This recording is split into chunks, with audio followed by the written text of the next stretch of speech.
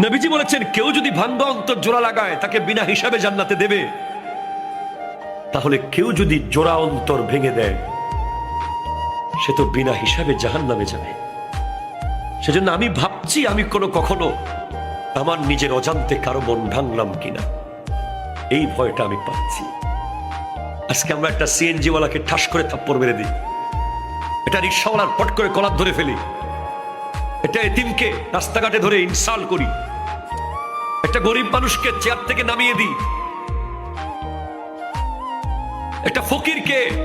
অপমান করি, অপদস্থ করে কথা বলি, কোরবানির দিন গোশতের টুকরো একটু বেশি দিতে হবে বলে দরজা বন্ধ করে দিই।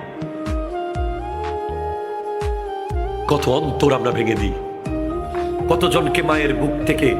আজ চলে যেতে বাধ্য করেছি আমরা, কতজন শখের ব্যবসা প্রতিষ্ঠান